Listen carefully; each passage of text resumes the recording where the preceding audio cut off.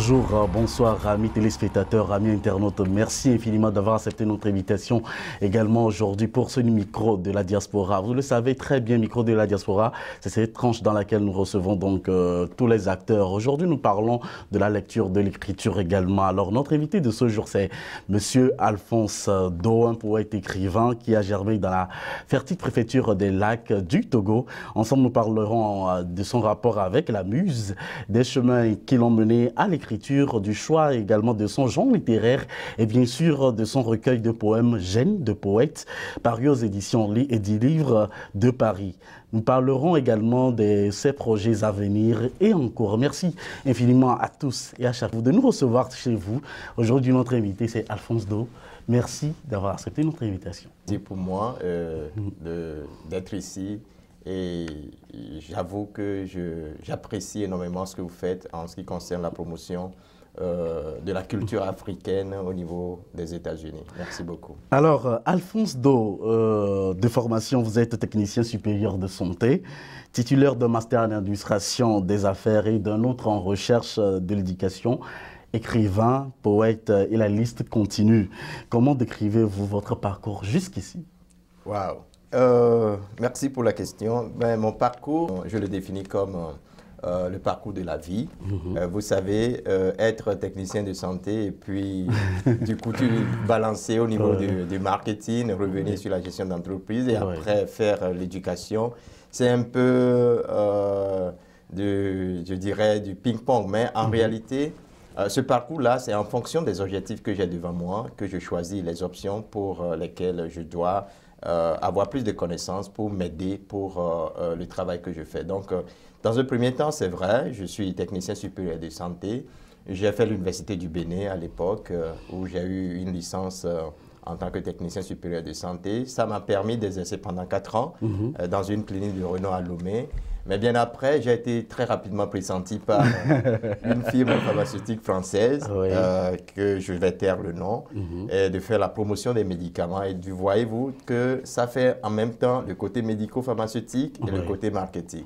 Et donc, j'ai vu que c'est nécessaire d'avoir les concepts marketing. C'est pour cela que je me suis remise à l'école pour avoir une licence en marketing, une maîtrise en marketing et communication, et puis un master en gestion d'entreprise avant de venir aux États-Unis. Mais maintenant ici, je ne peux pas rester comme ça.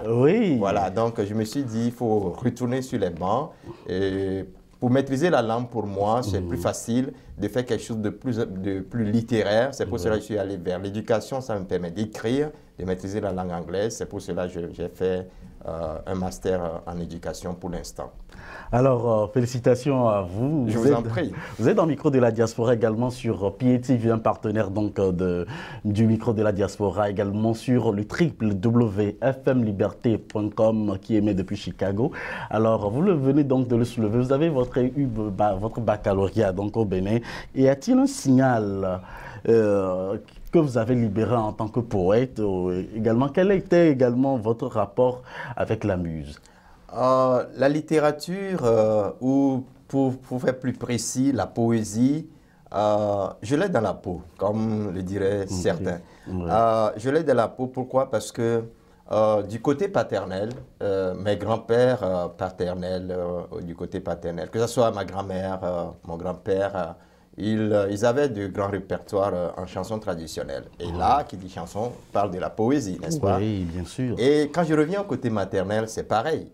C'est de chantres, de la chanson traditionnelle africaine. Et du coup, chanter la littérature, la poésie, voyez-vous, l'enfance que j'ai été, durant mon enfance, j'ai été bercé par ces sonorités-là.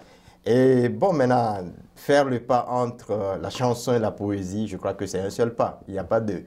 Et donc, pour moi, c'est un facteur déterminant pour moi qui m'a poussé beaucoup plus vers le genre littéraire qui est la poésie. Maintenant, à ajouter à cela, je vais dire que je suis orphelin de père. Et vous voyez, quand vous êtes orphelin de père, le modèle paternel manque. Et donc, pour parler de vos angoisses, de vos peines, vous allez tenter d'écrire ce que j'écrivais déjà quand j'étais très, très enfant. Et quand je revois plus tard ces notes, c'est de véritables proses que je faisais déjà sans savoir. Et donc, les deux notions peuvent vous faire dire d'où vient justement mon penchant pour la littérature et surtout en particulier pour la poésie. Alors, sûrement que vous avez eu des influences. Vous venez nous en parler. Oui, bien sûr. Quelles sont ces influences-là? Bien sûr. Je vais dire que, comme je viens de le dire, il y a mes parents qui m'ont profondément influencé, mais sur le genre littéraire lui-même, j'ai lu beaucoup de poètes français, mais aussi de poètes togolais. Celui-là qui m'a le plus touché, c'est Charles Baudelaire, qui est de l'époque romantique française. Et Baudelaire sait chanter, faire écrire ce qui est émotionnel. Il touche le cœur des hommes. Je m'en veux pour preuve que son fabuleux recueil qui s'intitule Les Fleurs du Mal, où il a chanté tout ce qui concerne les vices que l'on peut avoir, voyez-vous. Et donc, mais il a fait dans un style qui est tout à fait différent, où vous devez faire une lecture seconde pour pouvoir comprendre ce que Charles Baudelaire disait. Donc, pour moi, c'est l'influence véritable en ce qui concerne la poésie. J'ai aussi lu, bien entendu, Hugo, j'ai lu La Fontaine, mais au niveau des poètes togolais, j'ai lu pas mal de poètes togolais. Il y a Kofigo, il y a Dorkenou et j'en passe. Merci beaucoup de nous rejoindre dans le micro de la diaspora. Bien évidemment, nous allons vous éclairer sur le genre de poète que vous êtes également, gène de poète. Nous en parlons de long en large aujourd'hui dans le micro de la diaspora. Venons maintenant à votre premier ouvrage, Gène de poète, qui est un recueil qui est paru aux éditions et des livres de Paris en septembre dernier. Alors, il est constitué de 38 poèmes organisés en 4 thématiques. Y a-t-il un symbolisme entre ces nombres 38 et 4? Bien entendu. Vous voyez, quand la poésie, en fait, c'est quoi? C'est l'art du langage. Oui. Et quand vous parlez de l'art du langage, forcément, vous voyez, ce n'est pas seulement la versification, c'est-à-dire de faire rimer les vers, non, ça va au-delà. Tourner les mots en soi, lorsque vous les utilisez, vous les déplacez, les mots parfois peuvent perdre leur sens premier, vont retrouver un sens second. Vous voyez, donc derrière cela, il y a un symbolisme. Vous voyez, la manière dont vous utilisez les mots cache forcément un symbolisme. Mais là encore, pour le fait d'avoir choisi 38 poèmes. Quand j'avais pris la décision d'édition pour la première fois, lorsque je l'avais prise, j'avais 38 ans et je me suis dit, pourquoi pas? Ça ferait pour moi les 38 bougies. Et donc, j'ai gardé les 38. D'aucuns m'ont dit, il faut réduire parce que, en fait, pour faire un recueil de poèmes, vous n'avez pas besoin d'un nombre si important de poésie, de poèmes. Mais je l'ai fait pour la première raison. La deuxième raison, ça permet à l'auditoire de voir, ou du moins au lecteur, de voir la dimension, la capacité à produire, à générer quelque chose, vous voyez. Et donc, c'est ce qui m'a guidé vers là. Maintenant, le fait de les diviser en 4 parties, il n'y a rien de symbolisme derrière. C'est juste en fonction des thèmes que j'ai choisis, ces 4 différentes parties. Et votre question m'intéresse. Alors, l'ouvrage s'ouvre sur le poème intitulé « Le patrimoine », où vous peignez le souvenir d'un Gondwana tumultueux et troublé, qui s'est érigé en patrimoine pour ses enfants. Que voulez-vous dire exactement? Je vais laisser plutôt le lecteur aviser à découvrir à travers ces notes-là. Mais comme vous venez de poser la question, je vais essayer de donner quelques pistes de compréhension parce que si je le donne en totalité, je tue l'œuvre. Voyez-vous, donc je vais laisser chaque lecteur d'avoir sa vision de la chose.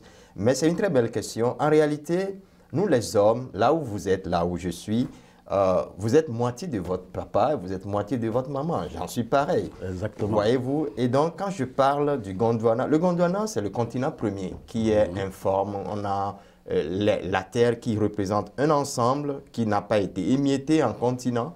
Et donc, c'est ça qui renvoie à la notion du Gondwana. Et donc, ça, c'est dire que lorsque le Big Bang s'est produit et que maintenant les continents se sont séparés, voyez-vous, mais ça renvoie à quelle notion? Quand je parle du Gondwana, ça renvoie à la notion du patrimoine, le patrimoine de l'humanité. Maintenant, quand vous prenez l'individu lui-même, la liaison entre le patrimoine qu'est le Gondwana pour l'humanité, ou du moins pour le monde dans lequel nous vivons, Et la liaison pour le patrimoine chez l'homme, en tant qu'individu, c'est l'ADN, n'est-ce pas? Oui. C'est l'ADN. Oui. Et donc, et maintenant, quand vous remontez au Gondwana, mais nous héritons de quelqu'un qui peut-être avait déjà existé dans le Gondwana. Donc, la liaison de l'ADN, la liaison de retrouver les traces pendant des années-lumière derrière, que dans l'être que je suis, dans l'être que Moïse est, c'est cette liaison-là que j'essaye de peindre dans ce poème-là. Pour dire qu'en réalité, on est des êtres aujourd'hui contemporains, mais on n'est pas en réalité si différents de nos ancêtres. On n'est pas aussi différent de nos ancêtres. Également dans le pénitencier, vous avez écrit, je cite, « Dans ce pénitencier drôle et immatériel, les murs de géoles se dressent par la parole et la mémoire n'est qu'un ferment culturel, quand l'horloge reste témoin de cette rage. » Très profond à cerner. Alphonse Do. C'est pas beau ça. C'est très beau de lire des lignes comme ça. Oui. Vous voyez, le monde dans lequel nous vivons, en réalité, nous avons deux conflits. L'homme vit deux conflits. Il y a le conflit social, c'est-à-dire les interdits sociaux qui obligent l'homme à se comporter suivant les normes. Encore faut-il, Moïse, que nous ne voulons pas. Personne ne veut la loi. Personne ne veut. Personne ne veut la loi. On a envie d'exprimer toute la liberté, n'est-ce pas? Oui. Mais la société humaine exige des lois, des règles, des interdits. Et donc, on a un conflit avec la société en tant qu'homme. Le deuxième conflit que nous, les hommes, nous avons, c'est avec nous-mêmes, notre intérieur. Vous voyez? Et donc, quand je dis avec nous-mêmes, c'est quoi? C'est que la personnalité que je suis, et cette personnalité que je suis aujourd'hui est déterminée, ça va vous renvoyer vers le poème qui parlait du Gondwana. La personnalité est déterminée par le génome, c'est-à-dire mon patrimoine génétique, et puis le courant de comment la personne que je suis, comment je traverse la société. Donc, c'est le foisonnement des deux qui détermine ma personnalité. Donc, là où je suis, si je suis quelqu'un de très poli aujourd'hui, je ne sais pas si j'en suis un, alors les gens vont dire que il est poli, mais cette politesse vient de mon génome, mais aussi de ce que ma société m'a appris à faire. Et donc, le pénitencier dont je parle, quand je parle de les murs de géoles, quand on dit géole, c'est la prison, n'est-ce pas? Oui. Se dresse pas la parole. On ne peut pas avoir une prison uniquement immatérielle. Oui. C'est la réalité. Oui. Mais en réalité, nous vivons dans une prison. Quand je parle des interdits sociaux, pour l'homme qui veut rien que du permis, les interdits deviennent quoi? Comme des limites pour l'homme, qui peuvent être considérés comme des murs de géole. C'est une piste que je donne. Pour dire tout simplement, je me rappelle d'un adage que m'avait dit mon père. Oui. Libertinage n'est pas liberté. Pas liberté, absolument. Alors, comme ce poème, la plupart des poèmes, les trois premières parties de cet ouvrage présentent l'homme dans un bras de fer avec lui-même. Avec lui-même et avec la société. D'une part et avec la société d'une autre. Pourquoi avoir choisi cet angle des choses? Oui, pour construire la société, il ne faut pas qu'on cherche loin. Il faut construire l'homme. Voyez-vous? Donc, si pour toucher la société, pour espérer que vous allez faire changer quelque chose, vous ne pouvez pas changer la société dans sa totalité. Vous êtes obligé de changer l'unité sociale qui est l'homme. Oui. Et donc, pour moi, revenir maintenant à l'homme, pour voir qui est-il cet homme-là? Et donc, cet homme-là est une unité sociale qui est en conflit d'abord avec lui-même, mais qui est aussi en conflit avec la société. Alors, mon recueil que je propose ici, c'est ma vision de l'homme, pour que l'homme même regarde à travers mes poèmes, que mes poèmes soient un miroir pour l'homme, Oui. pour se regarder, pour se rendre compte de ses limites, mais aussi de ses capacités. Et donc, ça lui permet de se comprendre dans un premier temps et de savoir que, OK, maintenant, je peux faire mieux s'il faisait mauvais. Je peux faire bien si ce qu'il faisait n'était pas très bien. Et donc, mes poèmes que je propose ne constituent qu'un miroir pour l'homme. Et donc, pour que l'homme se voie, il faut parler de l'homme, n'est-ce pas? Oui. Et pour espérer que la société change, comme je l'avais dit, il faut parler de l'homme. C'est pour cela mes poèmes, maintenant, et les poèmes que je vais écrire dans le futur, seront centrés sur l'homme et la société. Alphonse Do, Oui. merci pour vos réponses. D'ailleurs, on continue alors encore quelques minutes pour clore encore cet entretien micro de la diaspora que vous tous vous suivez sur Internet, également sur Radio FM Liberté, également sur la télévision partenaire Pied TV. Alors, on revient juste donc au Gène de Poète. Nous recevons aujourd'hui, si vous venez donc de nous rejoindre, Alphonse Do, un poète écrivain togolais, j'aimerais préciser, également africain, sinon également béninois. Alors, comme on l'aurait espéré d'un poète, vous consacrez la dernière partie de cet ouvrage à l'amour, à la sincérité, aux émotions qui sont palpables. Mais ce qui frappe, c'est la singularité des sentiments éprouvés dans chacune de ces instances. On a l'impression que c'est votre cœur qui parle. Ou soit c'est votre cœur qui est sollicité. Est-ce vrai? Oui, je comprends, j'apprécie la pertinence de cette question. Comme le dirait quelqu'un, un auteur français qui dit « C'est l'insensé qui croit que je ne suis pas toi ». Oui. Alors, quand je parle de jeu, c'est un jeu de poète. Mais ce jeu, c'est le tu de Moïse. C'est le nous de nous les hommes. Ouais. C'est lui de l'autre. Et donc, le jeu que j'utilise, c'est le jeu de l'homme en tant qu'homme. Et donc, en réalité, la dernière partie de mon recueil de poèmes est consacrée à ce qu'on peut appeler dans le genre poétique français ou francophone, ce qu'on peut appeler le courant romantique ou le courant romanesque, si on peut s'exprimer ainsi. Alors, donc, on ne peut pas parler de ce courant-là sans toucher les différentes catégories d'amour qu'on peut rencontrer. Donc, j'avais parlé de l'amour par rapport à ma fille. Il y a un poème qui s'intitulait Bréni, c'est ma deuxième fille. J'ai parlé de l'amour que j'ai pour cette fille-là. Et donc, c'est l'amour du père envers sa fille. Mais j'ai aussi parlé d'autres sentiments. Et le sentiment qu'un homme peut éprouver à l'endroit d'une femme peut éprouver à l'endroit d'un homme.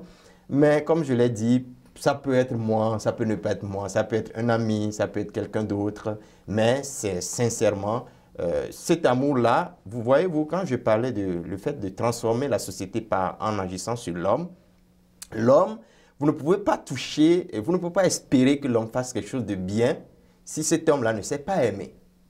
Et donc, pour aimer, d'abord aimer la société, il faut qu'il s'aime lui-même. Oui. Et aimer l'autre. Oui. C'est en aimant l'autre, pas forcément une femme, mais c'est en aimant l'autre qui peut faire du bien pour la société. Et donc, voyez-vous, dans l'un dans l'autre, les différentes parties de mon recueil se recoupent. Parce que l'objectif que j'ai, c'est toucher l'homme, proposer un miroir à l'homme pour qu'il se regarde, pour qu'il fasse meilleur par rapport à ce qu'il faisait déjà avant.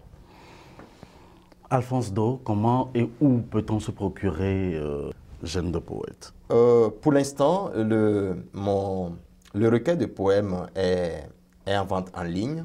C'est sur le site Edilivre. Dès que vous allez sur l'Internet, tapez Edilivre. Ou bien, lorsque vous avez le site d'Edilivre, tapez Alphonse Do.